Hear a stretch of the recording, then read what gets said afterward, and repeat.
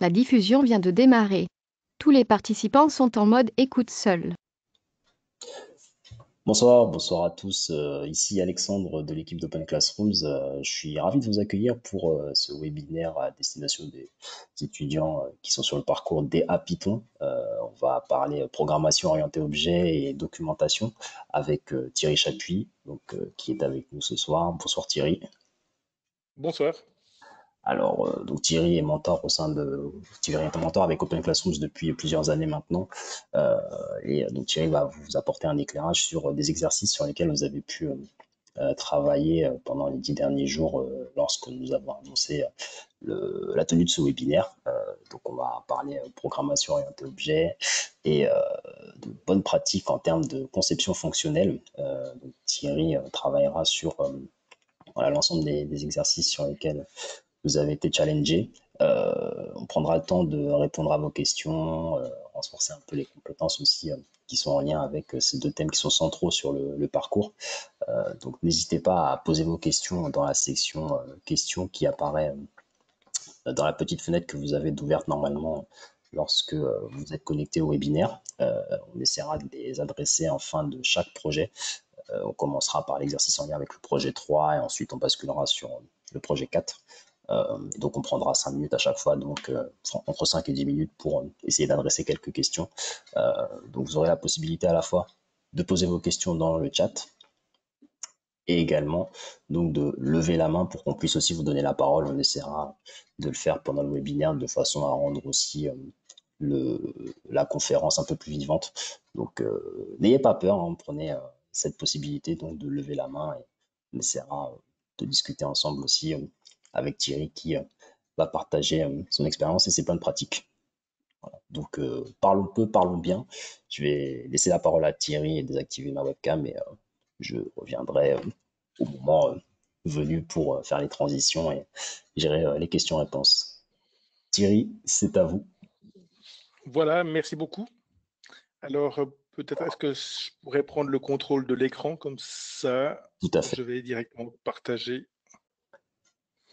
Voici. Alors, merci. Ok, donc vous devriez voir un écran vert normalement. Donc ici, aujourd'hui, nous allons parcourir ici les différents exercices qui ont été proposés il y a quelques jours ou quelques semaines. L'idée, c'était de passer en revue l'exercice qui est proposé dans le cours d'introduction à la PO sur le projet 3 de développeur d'applications Python. Et ça constituera le premier exercice à travers lequel on va essayer de passer étape par étape à travers les points difficiles ou les plus difficiles ou qui posent problème. Donc, on essaiera d'en discuter et je prendrai volontiers vos questions pour essayer de clarifier certains points. Également ensuite, nous allons passer sur une deuxième phase qui concerne plutôt le projet 4 et l'analyse fonctionnelle sur lequel nous allons à la fois utiliser des diagrammes UML pour essayer d'identifier nos acteurs et de les lister, et idem pour les fonctionnalités. Et puis, nous allons prendre en main une fonctionnalité ensemble sous la forme d'une description textuelle détaillée et nous réaliserons cette description ensemble pour voir comment s'y prendre et quelle est la relation avec les diagrammes UML à produire.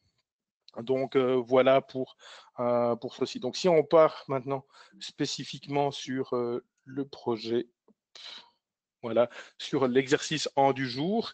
Donc ce que nous allons réaliser, nous allons passer à travers les différentes étapes. Vous avez normalement dû vous casser un petit peu les dents sur cet exercice de votre côté. Également, vous avez certainement, pour certains d'entre vous, parcouru le cours avec succès ou avec parfois des problématiques qui ont été soulevées. Et le webinaire d'aujourd'hui, ça va être l'occasion de passer relativement rapidement à travers les différents concepts et de discuter ensemble de ce sujet. Les compétences qui sont ciblées ici, c'est clairement les outils derrière la programmation orientée objet. Évidemment, nous n'aurons pas le temps de discuter chaque ligne de code, mais on va essayer de discuter des passages du code qui sont des facteurs de succès et qui sont importants pour la compréhension du concept. Donc, n'hésitez pas ensuite à revenir avec vos questions si nécessaire.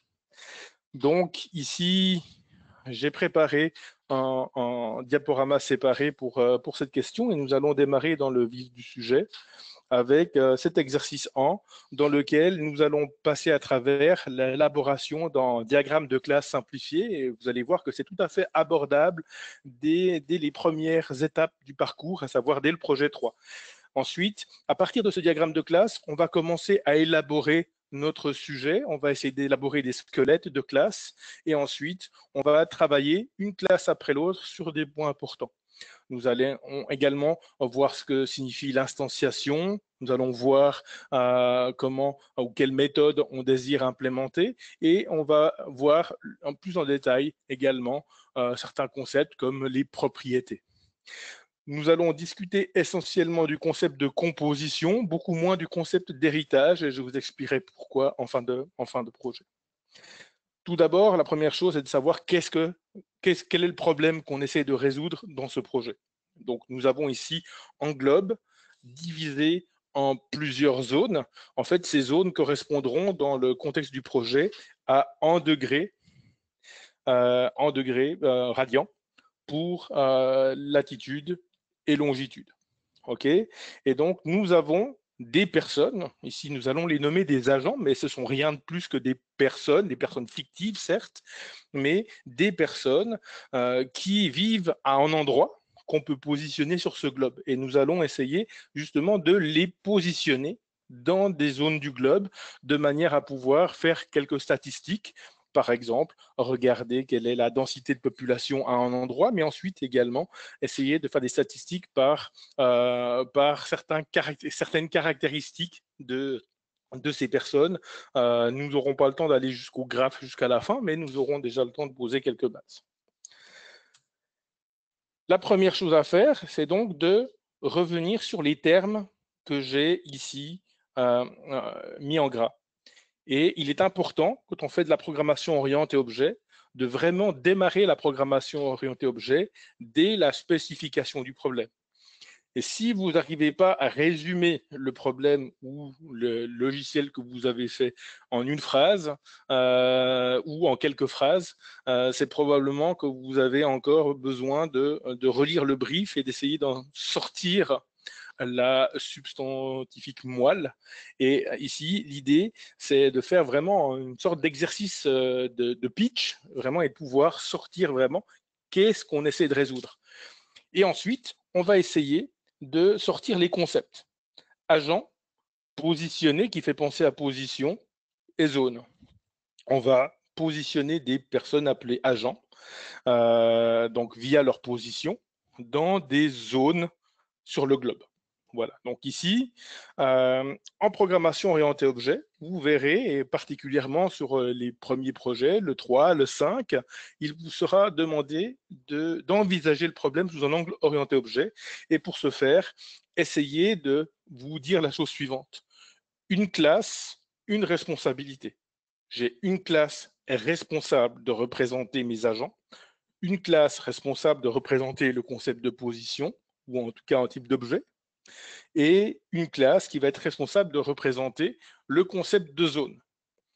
Parfois, vous hésiterez à représenter un concept sous la forme d'une classe ou sous la forme d'un objet standard à Python, soit un dictionnaire, soit un tuple, etc. Mais de base, on part toujours sur se dire, OK, une classe. Après, il peut y avoir des raisons qui nous poussent à simplifier. Une nouvelle fois, si je simplifie, ça ne va pas forcément amener un gain en performance. Donc, une classe, ce n'est pas plus coûteux que d'utiliser un tuple ou un dictionnaire dans la plupart du temps.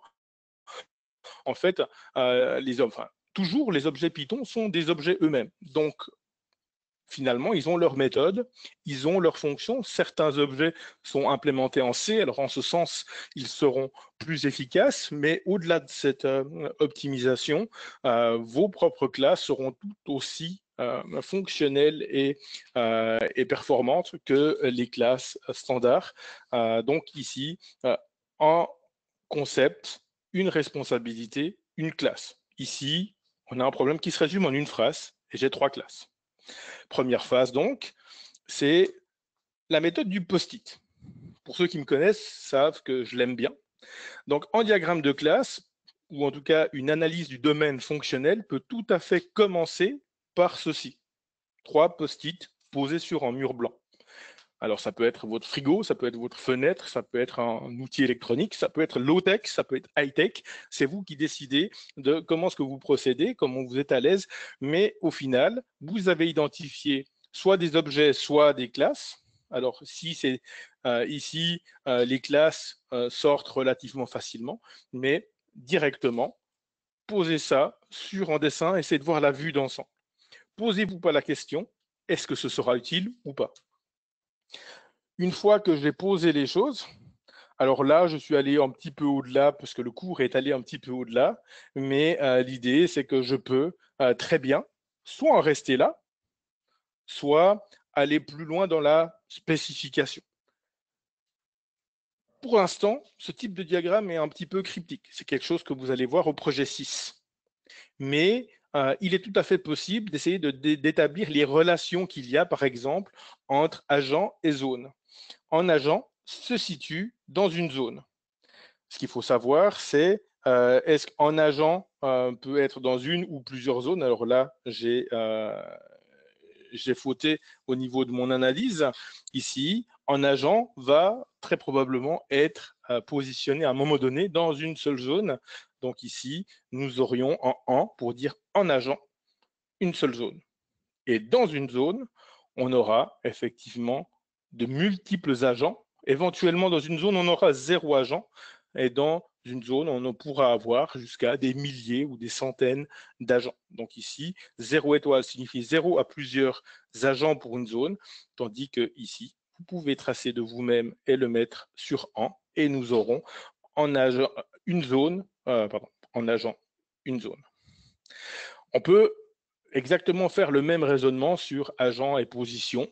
Un agent aura une et une seule position, en tout cas à un moment donné, tandis qu'à une position, on pourrait éventuellement avoir plusieurs agents. Alors ça dépend du degré de proximité de ces personnes, mais on peut avoir plusieurs personnes dans un espace très restreint. La position étant ici identifiée par une latitude et une longitude, on pourrait être plusieurs dans un cercle relativement restreint, quoique depuis 2 mois, c'est plus difficile. Et bien sûr, on pourrait aller dans de la complexité ascendante et puis commencer à se demander, ouais, mais ces agents-là, quels sont les attributs que je peux leur attribuer? Okay, moi, j'ai les yeux bleus, ma femme a les yeux marrons. Okay, donc, c'est des attributs que je peux accorder aux personnes physiques dans le monde réel. Ici, dans le monde de nos personnes virtuelles que nous avons appelées agents, nous aurons des dizaines d'éléments ou de caractéristiques qu'on pourra leur donner. Par exemple, l'agréabilité. Est-ce qu'une personne est agréable? Leur nom, leur position, qui sera nommée qui sera représentée par la classe position, etc., etc. Nous les verrons tout à l'heure. Donc ici, je peux très bien, sur ce type de diagramme, déjà me poser cette question. On ne doit pas être exhaustif, mais se poser la question, OK, comment est-ce que je représente une personne? Est-ce que c'est via son adresse email, son téléphone, sa couleur des yeux, sa taille, etc. Je vais essayer de sélectionner les attributs qui vont être utiles pour mon application. Une position, dans notre contexte d'application ici, va être en couple de données une latitude et une longitude. Cette latitude et cette longitude vont être représentées ici par des nombres à virgule flottants, donc des floats en Python. Éventuellement, je pourrais spécifier des méthodes. Ici, en tout cas, celle qu'on va identifier sur la plupart des classes, c'est la méthode d'initialisation. Mais après, on pourrait très bien avoir sur certains concepts plusieurs méthodes qui nous viennent à l'esprit. Et ici, il est important de se dire que ce qui va vous venir à l'esprit n'est pas ce qui va me venir à l'esprit. Et les noms, pareil. J'insiste toutefois sur la différence qu'on a entre les attributs, ici, et les classes. Les attributs ont des noms qui sont, au sens grammatical du français, des noms, effectivement, tandis que les noms des méthodes contiennent pratiquement toujours, chez moi, en verbe. Dans le cours, pas toujours, mais j'insiste auprès de mes étudiants en général pour toujours donner en verbe à chaque méthode. Ça clarifie beaucoup les choses et ça vous permet vraiment d'identifier très rapidement est-ce que c'est une méthode, est-ce que c'est un attribut et surtout que fait la méthode. Ici, add inhabitant, je n'ai pas besoin d'avoir fait 30 ans de programmation pour savoir que ça va, grosso modo, essayer d'ajouter un habitant dans ma zone. Donc, l'aspect nom est quelque chose de très important, ça nous permettra de décrire ce qui va être fait. Voilà. Une fois qu'on a les classes, nous avons potentiellement 3 classes. Dans le cours, dans le GitHub du cours, tout a été mis dans un module models.py. On voit souvent sur le P3 des classes ou des fonctions qui sont toutes regroupées dans un seul module, classe.py ou quelque chose comme ça. C'est une source de retravail énorme. C'est-à-dire qu'on pousse les étudiants à essayer de découper. Dans la vraie vie, on va essayer de trouver un découpage pour notre code qui permet de s'y retrouver facilement, qui donne une organisation facile à mémorer, à se rappeler, mais on va essayer d'éviter la surdécoupe. Dans un contexte d'apprentissage, surtout pour le premier projet Python, je recommande la surdécoupe. Okay, n'hésitez pas à surdécouper. Pourquoi? Parce que c'est toujours mieux de surdécouper pour ensuite commencer à modérer sa pratique que de ne pas découper du tout, ce qui ne vous donnera même pas l'opportunité d'exercer le système d'import de Python. Donc, surdécouper, ça veut dire ici, on peut créer un package Python. Un package, je vous rappelle pour ceux qui ne l'ont pas encore vu, un package, c'est simplement un répertoire qui va contenir tous vos fichiers .py. Pour créer un package, vous êtes obligé, certains me contrediront, mais moi je soutiens que vous êtes obligé de créer un module qui s'appelle init.py. À partir de là, nous allons créer plusieurs modules. Le main est le module officiellement utilisé par Python pour le point d'entrée de votre application. Donc, c'est celui-là que vous allez lancer lorsque vous allez démarrer votre programme, surtout un programme qui est organisé en package et en plusieurs modules. Donc ici, on n'est pas dans le contexte d'un petit script Python, mais on est vraiment dans un contexte plus global. Et maintenant, je vais avoir 3 modules pour chacune de mes classes, agent.py, position.py et zone.py. Je vous rends attentif sur le fait que mes noms de modules contiennent un mot et pas de majuscule.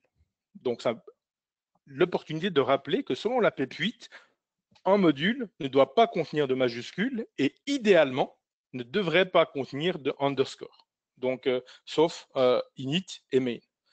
Idéalement, si vous avez besoin d'avoir plusieurs mots dans votre nom de module, utilisez malgré tout des underscores, c'est autorisé, mais de nouveau, ce n'est pas encouragé. Donc, essayez dans la mesure du possible de respecter la PEP8 sur ces points-là. Voilà, donc nous avons 3 fichiers, agent monprojet.agent, qui va me donner une classe agent. Mon projet.position, on ne rentre pas encore dans le détail de position. Pour l'instant, on va juste mettre une sorte de squelette dans les modules que nous avons identifiés. Et finalement, zone.py, donc myproject.zone. Si vous avez, lors de la phase UML, identifié qu'une zone, par exemple, qui est en carré ou en rectangle, peut être identifié par 2 points, en effet en carré ou en rectangle, peut être identifié par les coins opposés. Donc ici, nous allons représenter une zone par 2 coins et je l'ai mentionné sur mon diagramme UML. Ici, si vous savez déjà les attributs que vous voulez mettre, dans votre squelette, vous pouvez déjà écrire ce que vous désirez avoir comme attribut et également accepter certains arguments dans vos méthodes. Et si on pourrait continuer avec d'autres méthodes. Donc, si vous avez identifié des méthodes, ajoutez-les dès le squelettage du projet. OK? Maintenant, de nouveau, les méthodes auront des noms qui vont varier en fonction des personnes. Vous allez sans doute vous dire en regardant ce webinaire, ouais, mais moi, je n'aurais pas du tout utilisé ce nom-là. C'est très bien. Moi, parfois non plus. J'ai réutilisé parfois les noms de Céline. Parfois, je les ai changés parce qu'ils ne me plaisaient pas. Donc, une fois qu'on a les classes, on va se concentrer sur un mécanisme qui est important, sur qu'est-ce qu'une classe. Revenons gentiment en arrière. Qu'est-ce qu'une classe? Une classe, c'est un moule pour fabriquer des objets ou c'est une usine à fabriquer des objets. Une classe personne va fabriquer des personnes. Une classe zone va fabriquer plein de zones. Une classe position va nous servir à instancier ou fabriquer des positions. Donc, de la même manière que les moules à biscuits de Noël, ici, me permettent de fabriquer plein de biscuits en forme d'étoile, tous avec la même forme, pas tous avec la même épaisseur, mais en tout cas tous avec des caractéristiques communes, la classe va exactement me servir à la même chose. OK? Donc, ici, nous allons regarder ce mécanisme. Instancier quelque chose, c'est exécuter la classe. En Python, exécuter, ça veut dire prendre un objet. Donc, une classe, c'est un objet comme une fonction. Et utiliser des parenthèses pour lui envoyer ensuite des arguments. Ça, c'est le principe fondamental des fonctions en Python. Ici, pour faire de la programmation orientée objet, on va supposer que vous êtes à l'aise avec les fonctions, que vous savez faire la différence entre un paramètre et un argument, et que vous donc avez déjà pratiqué dans une certaine mesure les outils de la programmation procédurale et que vous êtes doté d'une bonne compréhension de ces outils. Donc, pour instancier, pour fabriquer un objet, on exécute position et, par exemple, on exécute agent en lui passant éventuellement la position pour donner la position à l'objet. Donc ici, nous avons deux instanciations qui se font de manière simple. Ici, on va voir que l'instanciation, c'est un processus relativement complexe.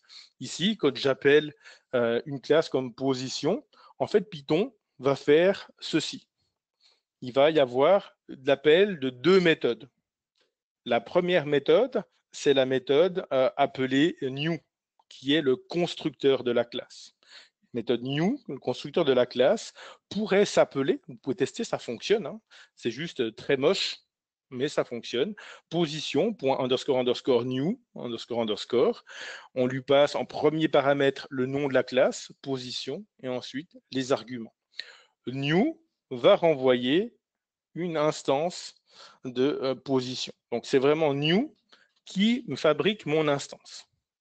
Et pour ceux qui ont encore des doutes sur ce que représente self, du coup, sur toutes les autres méthodes de notre objet, on va appeler position.la méthode. Alors, cette deuxième méthode qui est appelée automatiquement, c'est init. Contrairement à ce que certains disent, ce n'est pas le constructeur, c'est la méthode d'initialisation, mais au final, par abus de langage, on peut pratiquement considérer ça conjointement avec le constructeur. Self va prendre l'objet qui a été fabriqué par new à l'étape précédente et on va lui passer les différents arguments qui permettront d'initialiser notre objet. Voilà ce qui se passe lorsque j'instancie. Donc, lorsque je fais ceci, pour position, Python fait cela, puis cela. Et le self va être l'outil qui vous permettra de pointer sur la nouvelle instance qui vient d'être créée et qui vous permettra, par exemple, de lui ajouter des attributs.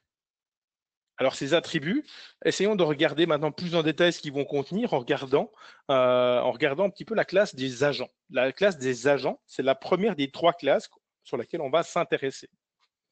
Alors, je regarde le temps, ça va beaucoup plus vite que ce que je pensais. Donc, cette classe des agents, on va essayer de lui envoyer un dictionnaire qui contient toutes ces données.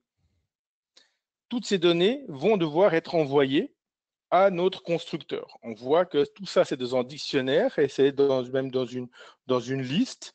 On a plusieurs dictionnaires et donc, à la main, je ne vais pas m'en sortir.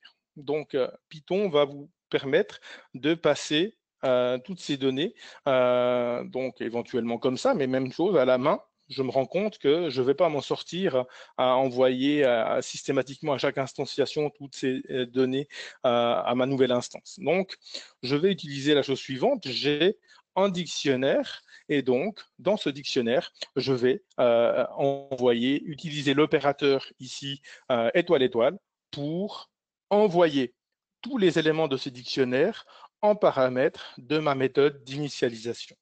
C'est ce qui se passe en fait. Et en faisant ceci, donc, je vais envoyer tout ce qui est contenu dans le dictionnaire data à agent et agent devra en faire ce qu'il veut. Voilà, donc si je veux faire ça pas pour un agent, mais pour beaucoup d'agents, je vais instancier dans une boucle. Donc ici, dans une boucle, je vais prendre ma liste de dictionnaires et je vais parcourir cette liste. Donc pour chaque donnée d'agent dans la liste d'agents, je vais faire répéter ces deux opérations. Donc je vais envoyer les données d'agent dans position éventuellement pour créer la position à partir des paramètres latitude et longitude qui sont dans le dictionnaire. Et je vais envoyer ensuite les données de l'agent directement dans la classe agent pour instancier mon agent. Ici, bien sûr, je peux éventuellement donc passer la position directement au constructeur ou alors je pourrais affecter cette position à cet agent dans un deuxième temps. Donc là, vous êtes vraiment libre. Vous avez plusieurs possibilités d'action, mais ici, on a instancié pour chaque donnée en agent et une position. Alors, essayons d'avancer là et maintenant, on va voir l'autre côté, le côté à l'intérieur du init. Ce côté à l'intérieur du init, c'est que j'ai plein de propriétés qui ont été envoyées dans mon système et je vois que si je devais le faire à la main, je devrais récupérer la position, le neuroticisme, le langage et beaucoup d'autres attributs. Créer tous ces attributs à la main, ça va être quelque chose de problématique. Alors, ce que vous trouvez dans le cours, c'est une manière d'automatiser ça avec une boucle. Donc, le message est toujours le même. Une boucle va me permettre d'automatiser des opérations répétitives. Cette boucle, ici, je pourrais tenter de parcourir le dictionnaire properties de la manière classique. Donc là, je vous réfère à votre cours de base. Mais je pourrais donc récupérer les noms d'attributs et les valeurs d'attributs qui sont dans mon dictionnaire et vouloir les affecter de cette manière-là. Toutefois, je ne peux pas le faire. Cette opération est impossible parce que attribute name ici va être une chaîne de caractères. Donc ça correspondrait à faire self.neuroticisme égale la valeur de neuroticisme. Donc c'est pas une opération qui est permise. Ici, on ne peut pas utiliser une chaîne de caractères directement avec self. Ce qui va donc arriver, c'est qu'on doit trouver une solution, et cette solution, dans le cours, a été proposée via l'utilisation de la fonction setAtr. SetAtr me permet justement de faire ce que je n'ai pas le droit de faire ici. Elle me permet de faire l'équivalent de ça, mais avec une syntaxe de fonction. Elle me permet de dire ajouter à l'objet self un attribut dont la valeur est contenue dans attribute name avec la valeur attribute value. Donc ici, ça me permet de faire l'équivalent de self.neuroticisme égale attribute value. Donc ici, j'ai résolu mon problème. Dans une seule boucle, en 2 lignes, je vais créer une cinquantaine ou plus d'attributs dans ma classe agent qui me permettra de décrire en détail ce qu'est chaque agent. Et cette boucle-là, penchez-vous dessus. C'est vraiment quelque chose qui vous fera gagner du temps. Alternativement, si vous avez que un ou deux attributs à créer, ce type de mécanisme est absolument pas nécessaire. Donc, essayez de l'utiliser seulement lorsque vous avez de nombreux attributs à créer, mais c'est une construction relativement élégante. Voilà, donc peut-être qu'il y aura des questions à ce niveau-là. La dernière étape, ce sont les positions. Les positions, ici, vont nous permettre maintenant de représenter en couple de longitude et de latitude. Donc, il me reste essentiellement 2 minutes, je pense, je vais essayer de m'arrêter sur cette classe position, puisque le temps file ici.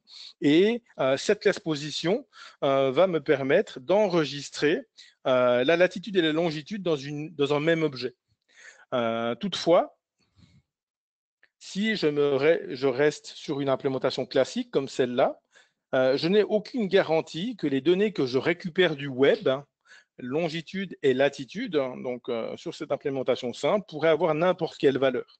Donc rien ne me garantit que quelqu'un ne va pas me passer 270 degrés et 270 degrés ici en latitude et en longitude, ou 1200 degrés, etc. Donc c'est des angles de latitude en degrés. Donc j'ai besoin d'utiliser un mécanisme pour m'assurer de l'intégrité de mes données. Et pour ça, je vais essayer d'utiliser l'encapsulation. Et ce sera mon dernier message ici, c'est que essayez de manière générale de ne pas trop exposer vos attributs au monde extérieur. Okay, donc ici, je crée ce qu'on appelle un setter, un mutateur, pour la latitude et la longitude. Et ces deux méthodes vont avoir la possibilité de faire une vérification de la valeur qui est passée et d'attribuer cette valeur à un attribut qu'on va maintenant rendre privé par une convention en Python qui est l'utilisation d'un underscore. Donc ici, je valide mes données, je valide le fait que la longitude est en moins de 180 et 180, et je valide le fait que la latitude est entre moins 90 et 90. Et en Python, vous pourrez le faire et je vous distribuerai mes slides pour que vous voyez exactement qu'il est possible de le faire également avec une syntaxe Python qui s'appelle les propriétés et qui vous permettra de rendre cette utilisation des mutateurs et des accesseurs beaucoup plus agréable. Donc ici, je vais essayer plutôt de prendre des questions au stade qui nous attend pour voir si, au moins jusqu'ici, vous avez digéré cette partie qui est relativement complexe, mais fondamentale pour le projet. Alors super, alors merci Thierry pour cette première partie, on est en zone médiane là, au niveau du webinaire. Alors je vais noter 2 questions. Alors, je vais peut-être donner la parole aux étudiants. Alors vous avez la possibilité de lever la main si jamais vous voulez intervenir. Donc là vous le voyez à l'écran, vous avez le petit icône de la main levée pour directement intervenir. En attendant, il y a une question qui a été posée à l'écrit par Camille Claret qui demande un petit rappel sur la différence entre les paramètres et les arguments. Si on peut revenir là-dessus rapidement, si possible. Alors, les paramètres et les arguments, alors je vais revenir probablement sur la définition ici de ma classe. Alors, nous avons, hop, voilà. Tac. Alors, ici, hop, on va faire ça ici, voilà, par exemple. OK. Parfait, ça. Donc ici, on a une méthode. Même si elle a 2 underscores et qu'elle fait peur, c'est une méthode. Ici également, on a une méthode. Si elle a 2 underscores, ça ne change rien au fait que c'est rien plus qu'une méthode. Donc, il se trouve que en Python, quand vous définissez une classe, vous aurez des paramètres qui sont ceux-là. Hop. Position ici est un paramètre. Les paramètres sont les noms que vous donnez ici aux variables qui vont accueillir les objets que vous allez envoyer à la méthode ou à la fonction lors de son exécution. Ça, c'est ce qu'on appelle les paramètres. Alors, OK? juste, Donc ici, juste Thierry, je me oui. permets, est-ce que l'écran est partagé actuellement? Est-ce que vous souhaitiez partager l'écran pour expliciter ou pas? Parce que j'ai repris le contrôle rapidement. Ah d'accord, alors oui, Et, je là, reprends le contrôle. Donc en paramètres, c'est des variables qui sont définies. Est-ce que vous voyez mon écran? tout le monde le voit normalement, c'est bon. Merci. Voilà. Donc c'est des variables qui sont décrites entre les parenthèses d'une fonction lors de sa définition. Les arguments sont quelque chose comme ça, c'est des valeurs explicites qui sont envoyées entre les parenthèses d'une fonction lors de son exécution. Donc, on a vraiment ces deux côtés. Et les paramètres, c'est les noms de variables définis à la définition, et les arguments sont les objets Python qu'on envoie à la fonction lors de son exécution. J'espère que ça clarifie. Ok, parfait. Alors, pas de main levée. Donc, je vais parcourir les questions. Alors, il y avait une question sur les bonnes pratiques.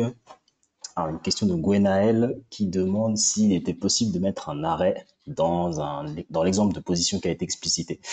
Est-ce que c'était quelque chose de faisable? En arrêt, dans quel sens? Alors, c'est difficile. Là, du coup, ça va être difficile Alors, je peux de peut-être. faire sans prendre la main. Alors, je vais essayer de lui donner. Alors, c'est Gwenaël. Je vais remettre. Je vais essayer d'ouvrir son micro. Je ne sais pas si elle a un micro qui est ouvert. Alors, Gwenaël, j'ouvre votre micro. Je vais essayer de voir. Est-ce que vous pouvez parler pour voir si on vous entend?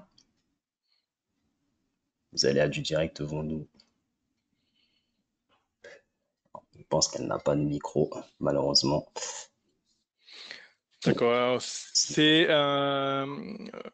donc là, il faut.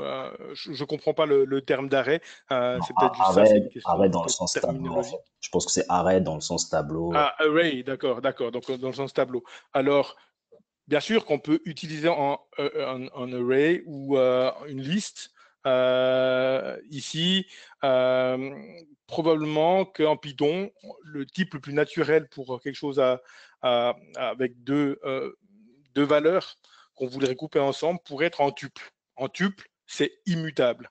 Et ça pourrait être a priori la meilleure implémentation. Toutefois, si j'utilise en tuple, je vais devoir accéder à la première coordonnée avec crochet 0, la deuxième coordonnée avec crochet 1, et je n'aurai aucune possibilité, a priori, d'ajouter des méthodes spécifiques à ma position. Donc en fait, en utilisant un tuple ici, je le fais par simplicité, mais peut-être que si j'ai besoin d'effectuer des traitements sur ce tuple, une classe pourra vous permettre de ranger les différents traitements qui seront susceptibles d'être portés sur cette position.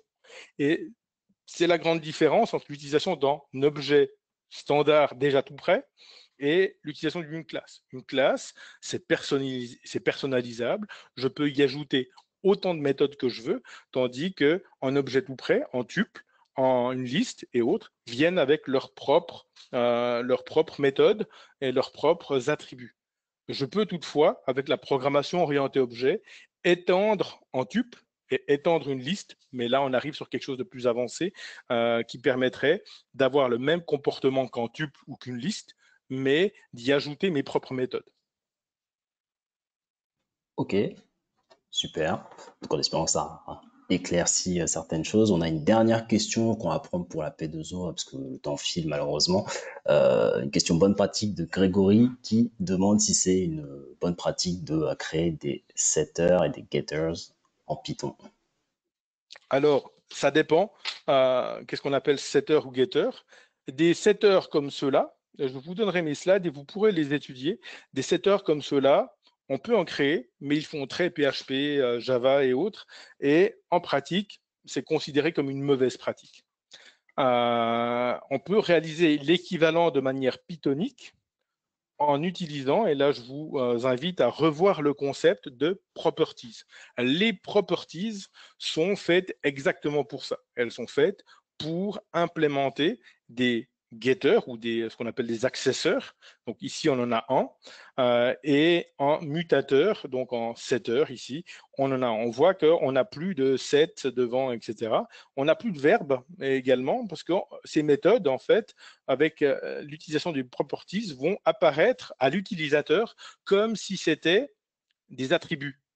Donc ici, j'introduis un attribut longitude en degrés, ici, qui va faire le travail dans setter et dans accesseur, qui va me permettre de faire de la validation de données ou de contrôler l'accès à mes données. Donc, si vous voulez faire des setters et des getters, utilisez les properties, c'est la bonne pratique en Python. Parfait, donc je pense qu'on va pouvoir passer à la partie sur le P4. On a eu quelques questions, c'était assez intéressant de pouvoir y répondre. Et donc, je vais vous relaisser la main pour la deuxième partie du webinaire. Voilà, alors je vais repartager. Est-ce que l'écran est toujours sur moi? Tout à fait. Parfait. Donc ici, l'analyse fonctionnelle dans logiciel. Alors j'ai pris l'exercice qui était proposé, qui est exactement celui-là. Nous avons donc pour l'exercice 2 et 3 une analyse fonctionnelle qui est proposée sur cet exercice-là. Cet exercice-là, c'est l'étude de cas qui vous a été soumise et j'ai commencé par faire ce qu'on devrait commencer par faire sur tout projet, c'est essayer de surligner les passages intéressants et j'ai essayé ici de surligner tout ce qui était lié aux fonctionnalités qui étaient demandées dans notre application. C'est la première étape qu'on va essayer de faire dans une analyse fonctionnelle, c'est de comprendre ce que le client attend de nous. C'est généralement une étape assez difficile parce que sur ce P4, on voit beaucoup de bonne volonté des gens. Et on voit également la volonté de mettre des fonctionnalités qui vous font envie ou les fonctionnalités pour lesquelles vous auriez rêvé avec lesquelles vous auriez rêvé de pouvoir jouer en commandant une pizza, par exemple. Mais ce qui est important, c'est ce qui est là, dans un premier temps. Donc ici, on veut commander une pizza en ligne. On veut pouvoir sélectionner des pizzas dans différentes tailles. On veut pouvoir s'inscrire au site, donc créer un compte client en donnant ces informations. Ici, il est précisé qu'on veut le nom, le prénom, l'adresse, le numéro de téléphone et l'adresse email. Il est également précisé qu'on veut pouvoir faire, en tant que client, des suggestions d'amélioration, ainsi que de pouvoir donner une note et un avis sur le service qui a été fourni. En tant que patron, que manager ou donc je veux pouvoir consulter la liste des commandes arrivées et je veux pouvoir éventuellement signaler sur le site que la pizza est prête. Il est également précisé que j'aimerais disposer de certaines données, dans certains reportings qui me permettront de piloter mon entreprise. Donc ici, je veux avoir une vue d'ensemble de ce qui est réalisé dans mon entreprise. Donc ça, c'est un certain nombre de fonctionnalités qui sont du point de vue du manager. Et également, vous aurez forcément identifié éventuellement la possibilité d'apporter des modifications à la liste des pizzas, soit par le patron, soit par un membre du staff de manière générale. Donc, ça, c'est la première étape, que l'exercice soit de petite taille ou de plus grande taille comme le P4, commencez par identifier les fonctionnalités qui sont demandées explicitement et éventuellement listez-les sur des post-it ou sur une feuille à côté, etc. L'idée, c'est de se débarrasser le plus vite possible du brief client et de l'épurer de manière à avoir une liste de ce qui est demandé. Donc, voilà la première étape. La deuxième étape, c'est essayer de faire le bilan sur les différents acteurs. En fait, le bilan sur les acteurs, nous avons essentiellement dans cet exercice en client, en préparateur et en patron. J'ai introduit ici le visiteur parce qu'il me semble important sur la plupart des projets de faire une distinction relativement claire entre ce qui est autorisé sur le site en public, donc ce pourquoi je n'ai pas besoin de me connecter et ce qui n'est pas autorisé à un visiteur non connecté ou non inscrit. Et pour ça, l'utilisation du duo visiteur-client est quelque chose qui permet de clarifier dans beaucoup de situations ce type de fonctionnalité, ce type de contrainte. Donc ici, n'hésitez pas à introduire ces deux. Il est possible que ça vous pose des soucis personnels parce que vous direz, ouais, mais le visiteur et le client sont la même personne. De manière générale, j'aimerais tout de suite dissiper un mythe qui se dit qu'un client ou un acteur, ici ce qu'on appelle les acteurs, sont des personnes. Non, les acteurs ne sont pas des personnes. Les acteurs sont assimilables à des rôles. Une personne peut être à la fois client et visiteur. Elle est visiteur jusqu'au moment où elle se connecte et elle est client à partir du moment où elle est connectée. Une personne peut être préparateur, mais pour être patron et préparateur. On sait que les toutes petites entreprises, par exemple, les casquettes ou les rôles se multiplient. Ce qui va être important pour vous, analyste programmeur, c'est de savoir qu'à un moment donné, sur une fonctionnalité, une personne est en train d'agir comme un préparateur, un pizzaiolo, ou une personne est en train d'agir comme un patron, ou une personne est en train d'agir comme un gestionnaire de stock, éventuellement. Donc, vous pouvez introduire comme ça des rôles qui vous permettront de clarifier les choses. Même si dans l'entreprise, il n'y a pas un organigramme de 3 km qui vous dit qu'on a en patron, en pizzaiolo, et en gestionnaire de stock et autres, n'hésitez pas, si vous en ressentez le besoin, d'ajouter un profil qui fait du sens du point de vue de votre application. Ce sont des rôles, et ces rôles vont être ensuite assimilés à des droits qui donneront à ces personnes la possibilité d'avoir certains types d'interactions sur votre plateforme. Donc voilà pour le visiteur et le client, mais de manière plus générale pour les acteurs. Ces acteurs, vous allez avoir des acteurs principaux, c'est ceux qu'on a déjà listés, c'est tous les acteurs qui peuvent démarrer en cas d'utilisation, qui peuvent initier une fonctionnalité. Mais on a également les acteurs secondaires qui sont souvent des systèmes informatiques, mais pas toujours. C'est des acteurs qui ne vont jamais initier une interaction avec votre système. C'est des acteurs qui vont être généralement contactés par votre système pour lui rendre un service. Par exemple, on pense de système de paiement en ligne. Mais ici, si vous avez bien lu le brief, pour l'instant, on ne parle pas de système de paiement en ligne. On présuppose donc que la personne paye à la réception. On pourrait avoir un système de notification. Ici, on ne parle pas de notification qui confirme la commande, donc a priori, je ne le mets pas. On pourrait avoir un système de connexion explicite à un système d'entreprise qui existe déjà. Donc tout ça, on n'a pas. Donc on se retrouve avec le diagramme de contexte suivant, les différents acteurs que nous avons déjà listés, le système. Et ici à gauche, à droite, on s'attendrait à avoir les acteurs dits secondaires, mais nous n'en avons pas identifié pour le moment. Donc, on laisse le diagramme vide. Voilà. Si je continue ensuite, il existe un paradigme en programmation qui s'appelle diviser pour régner. Mais on pourrait l'appeler ici vraiment grouper pour y voir plus clair, si vous voulez. Quand vous avez beaucoup de fonctionnalités, c'est relativement bien d'essayer de grouper ces fonctionnalités par thématique. Et ici, en UML, il existe la notion de package. Ces packages, vous pouvez les voir comme des répertoires. Par exemple, imaginez que vous avez vos 3000 photos de vacances. Peut-être cet été, ce sera un petit peu moins, mais en général, sur 3 semaines, 2-3 semaines de vacances, c'est plus ou moins à ça que j'arrive. Et donc, imaginez que vous vouliez simplement classer vos photos dans différents répertoires en fonction d'une certaine thématique. Donc, vous essayez ici de classer vos fonctionnalités. Et classer vos fonctionnalités, ça va être classé selon une thématique pour avoir plusieurs fonctionnalités dans chaque répertoire. Alors certains sont toujours un petit peu déstabilisés par cette notion de package, puisqu'ils ne savent pas quelle taille, combien, etc. Je dirais que si vous avez une dizaine de fonctionnalités ou une quinzaine de fonctionnalités, comme dans le P4, et que vous avez un package où il y a 14 fonctionnalités et 2 autres qui sont presque vides, c'est probablement un système de package qui vous sert à rien. L'idée des packages, surtout des packages de fonctionnalités, c'est de pouvoir ensuite avoir des diagrammes de cas d'utilisation qui seront lisibles.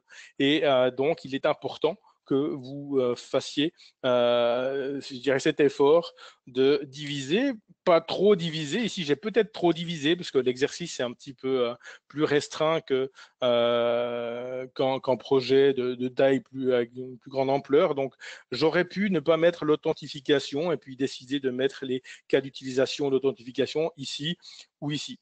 Ce que j'ai pas mis non plus, c'est les flèches de dépendance. Donc, on pourrait avoir une flèche qui va de logistique et business vers authentification et de fonctionnalité client vers authentification. J'ai sorti l'authentification parce que, c'est quelque chose de très important dans le système que nous allons développer. Et 2, ce sont des fonctionnalités qui sont communes aux 2 autres packages. Donc, en ce sens-là, elles sont relativement importantes.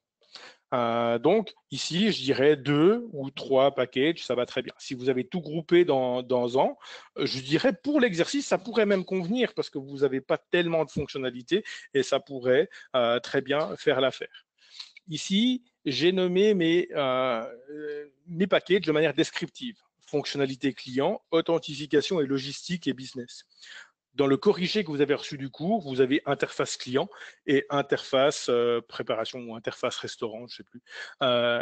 J'aime pas le terme interface ou on n'aime pas le terme interface parce que dans une analyse fonctionnelle, on n'est pas encore au niveau de l'interface, en tout cas au sens de l'interface graphique. Donc, essayons de ne pas trop penser interface, mais pensons thématique. Et ici, par logistique et business et par fonctionnalité client, j'aurais bien appelé fonctionnalité ou commande dans le premier, mais commande, ici, on n'avait pas que du passage de commande, on avait aussi de la formulation de suggestions, etc. Donc, l'idée, c'est de regrouper. Une fois que vous avez regroupé, vous pouvez lister les fonctionnalités dans des diagrammes de cas d'utilisation. Ici, j'ai le diagramme fonctionnalité client où on retrouve effectivement tout ce qu'on a retrouvé jusqu'ici, à savoir consulter la liste des pizzas, passer une commande, donner un avis à une note, et faire une suggestion. Donc, dans ce diagramme de cas d'utilisation, chaque ovale ici représente un cas d'utilisation. Et donc, chaque cas d'utilisation sera ensuite décrit sur un diagramme, sur une description textuelle détaillée du cas d'utilisation, donc des scénarios. Et pour ce faire, vous aurez besoin de décrire ces fonctionnalités. Qu'est-ce qu'on veut pas retrouver sur ce type de diagramme? Sur ce type de diagramme, on ne veut pas retrouver des flèches dans tous les sens qui feraient une description du processus, par exemple, de passer une commande. Donc, on ne cherche pas sur ce diagramme à avoir un enchaînement d'ovales et d'actions qui représenterait le processus du passage d'une commande. Donc, pour l'instant, la première étape, c'est de rester très simple. Et je suis resté très simple ici.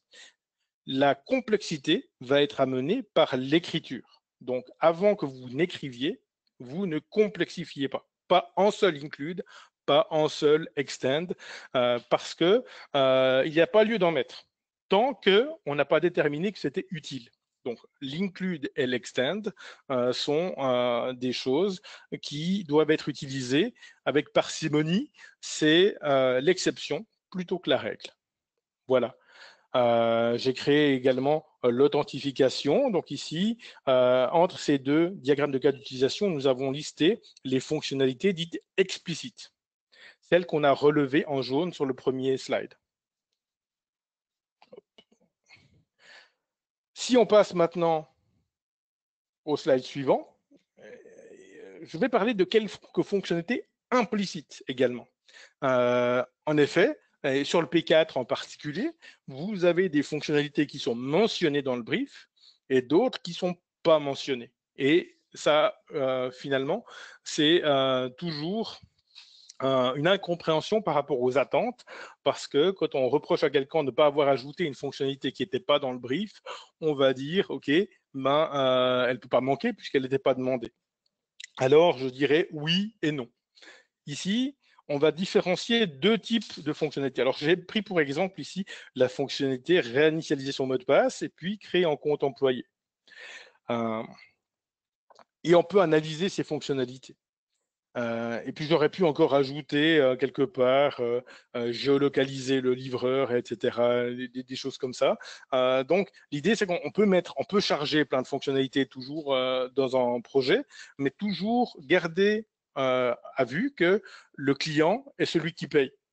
Et comme le client paie, si on développe des fonctionnalités qu'il ne demande pas au départ, finalement, il va payer pour des fonctionnalités qu'il n'a pas demandées.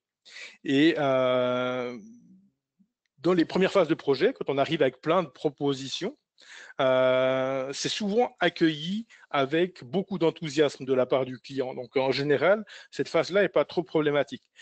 Jusqu'au moment où on va commencer à chiffrer et on va dire cette fonctionnalité, c'est 5 jours développeur, donc probablement 2 à 3 000 euros, plus encore la gestion de projet qui va avec.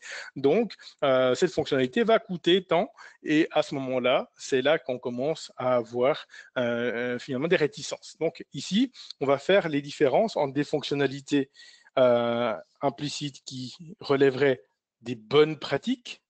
Par exemple, réinitialiser le mot de passe. Si je ne l'ajoute pas, qu'est-ce qui va se passer?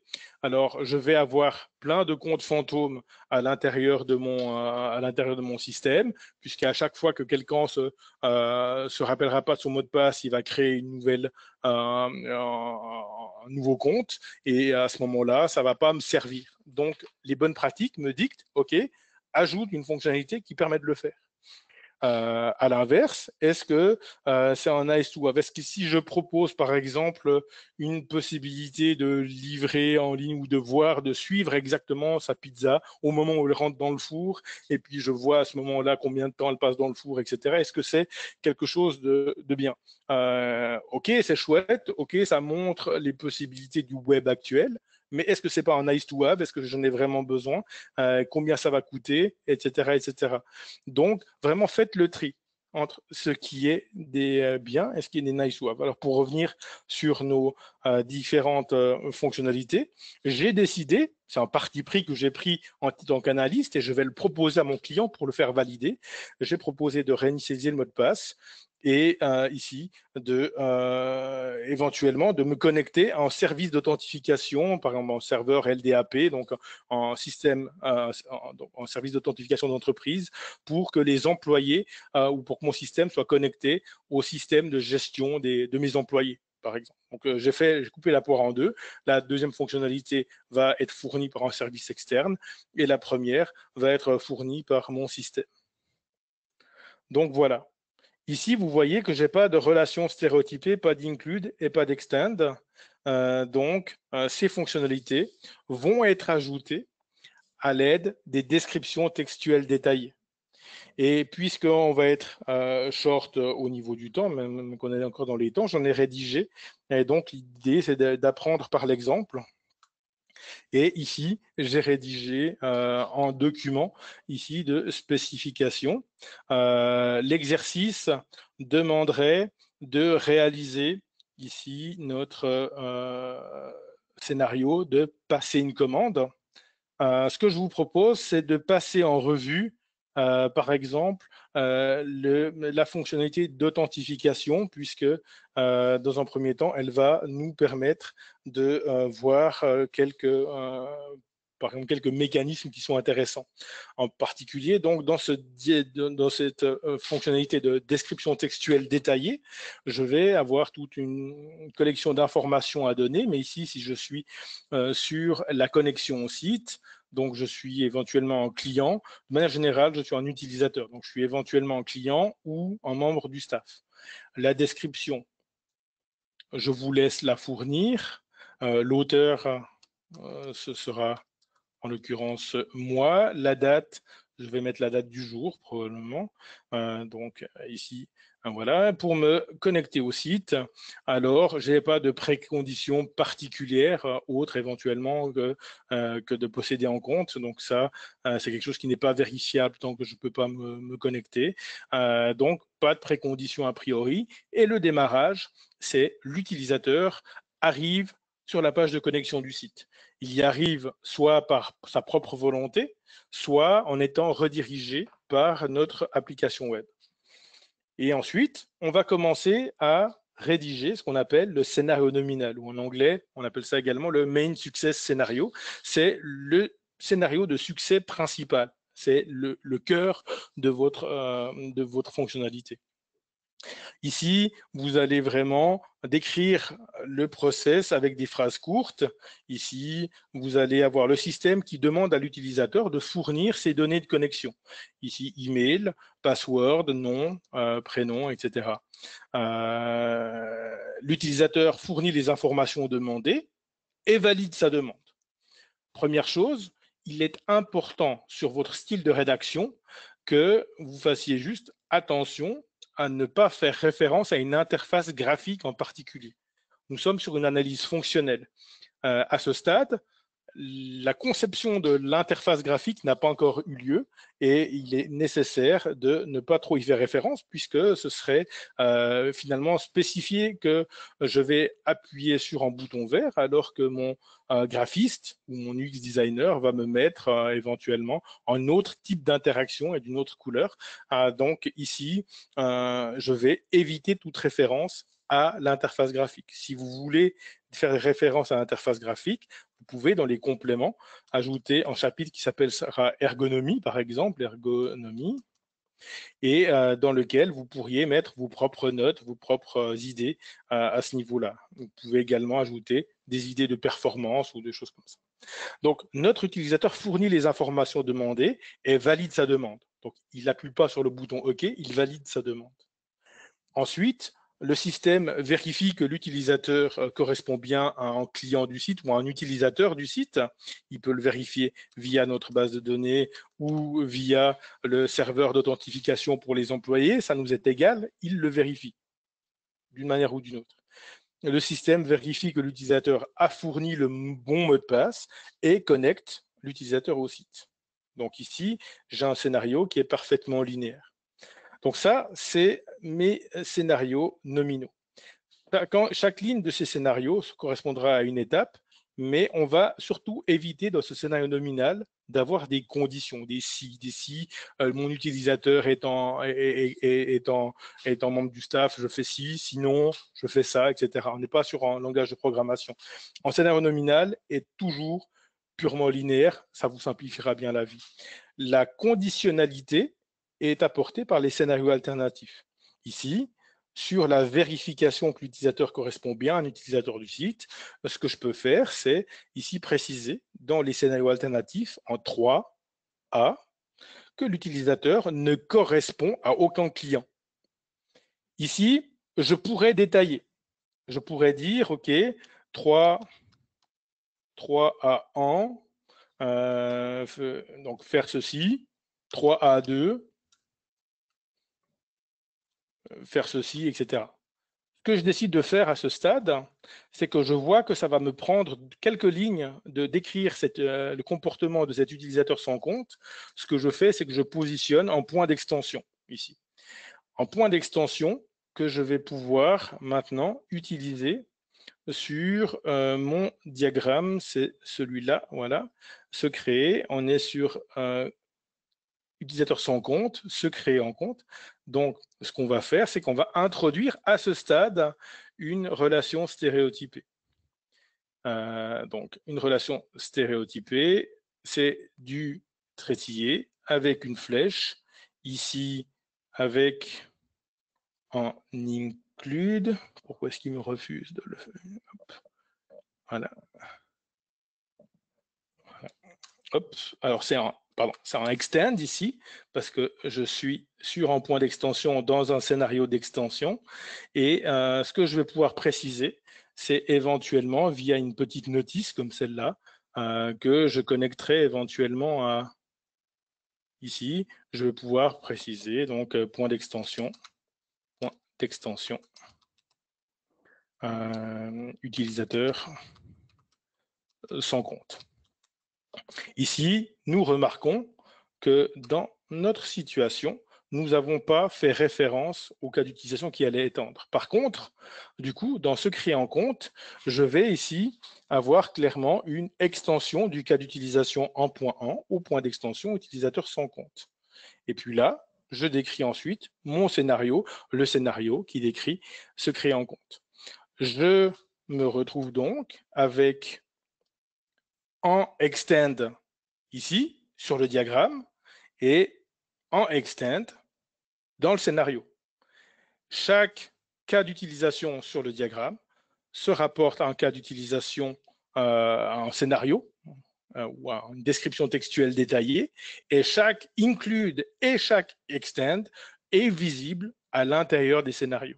Et comme ça, vous avez ici une excellente vue d'ensemble de vos cas d'utilisation et vous avez, excusez-moi, une description détaillée de ces cas d'utilisation sous la forme de scénario. Si ici, vous avez pas plus que 3 étapes à détailler, n'introduisez pas d'extend ou de cas d'utilisation interne. En cas d'utilisation interne, se décrit par une description textuelle et doit avoir une certaine substance. Mon conseil, c'est de ne pas introduire de cas d'utilisation interne si vous n'avez pas au moins 3 étapes. Et je dirais, cherchez absolument des cas d'utilisation interne si votre scénario nominal devient long. Long, c'est comme Python. Okay, une fonction Python qui est longue, c'est 15 à 20 lignes. Un scénario qui est long, c'est plus de 10 étapes, par exemple. C'est toujours délicat de donner des chiffres, donc ce n'est pas absolu. Qu'est-ce qui se passe si j'ai 11 étapes? On pourrait très bien avoir 15 étapes et avoir quelque chose qui ne fait pas trop long, qui n'est pas trop complexe, mais toujours essayer de factoriser, essayer d'aller vers la simplification. Voilà, donc ici nous avons vu le mécanisme pour l'extend. Ici, je vais simplement terminer en regardant la première partie de passer une commande. La première partie de passer une commande, ça va être la consultation du menu. Et ici, je peux effectivement décrire plusieurs étapes.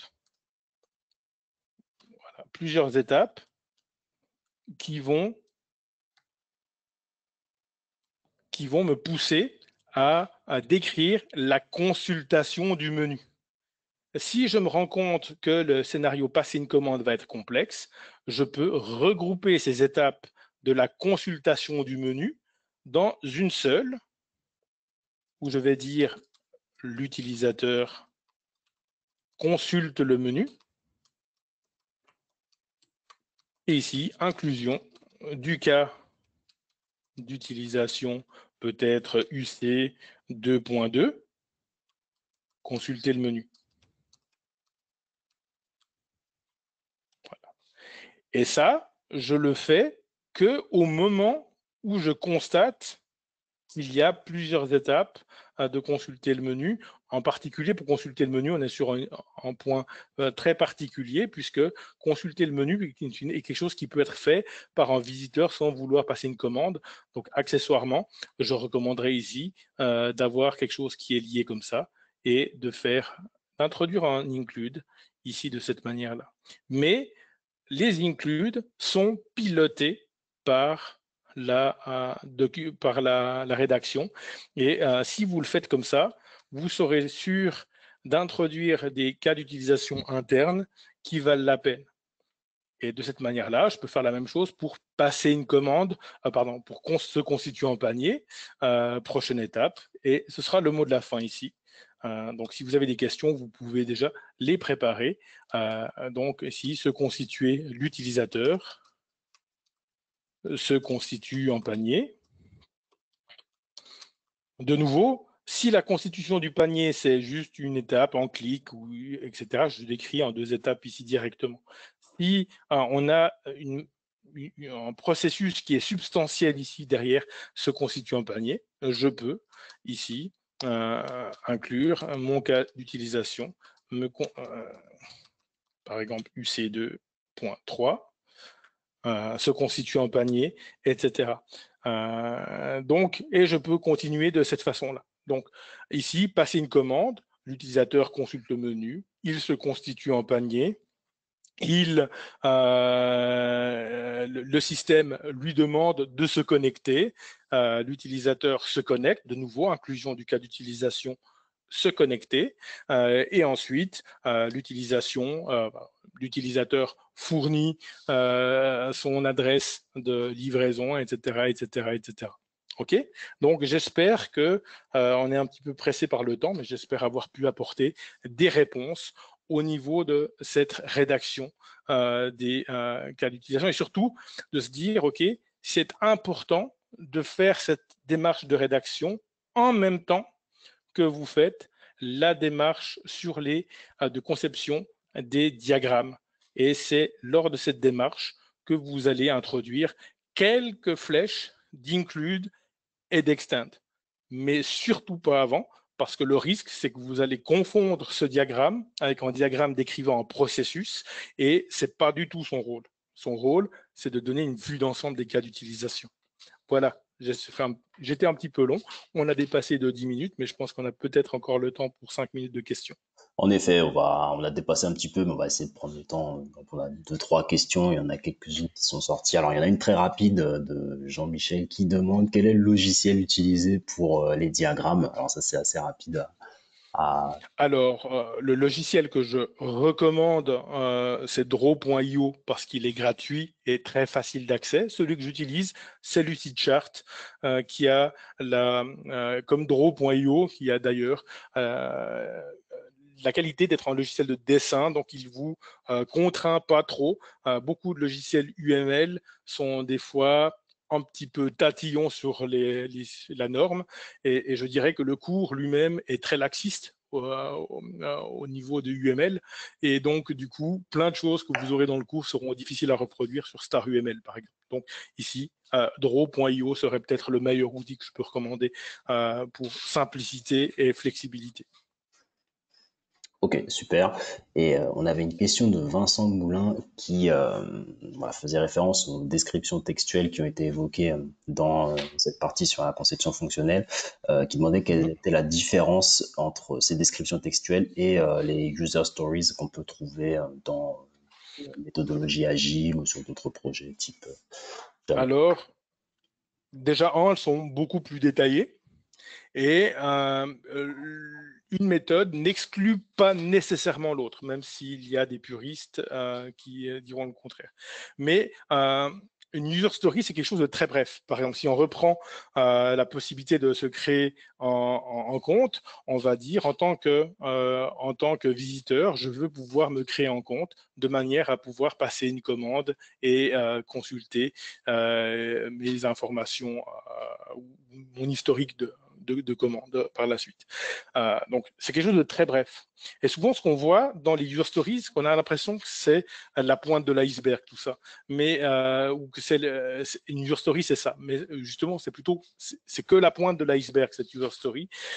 En fait, une user story va souvent être déclinée en plus avec des critères d'acceptation. Donc, en plus de cette phrase, en tant qu'utilisateur, je veux pouvoir me créer un compte de manière à faire quelque chose, je vais devoir ajouter des critères d'acceptation, c'est-à-dire définir des critères objectifs qui me disent à quel moment j'ai terminé d'implémenter cette user story. Et ensuite, dans cette user story, je vais me mettre à plusieurs, peut-être avec le product owner, si on est dans un contexte agile, avec des membres de l'équipe de dev, avec des membres de l'équipe QA, donc de test.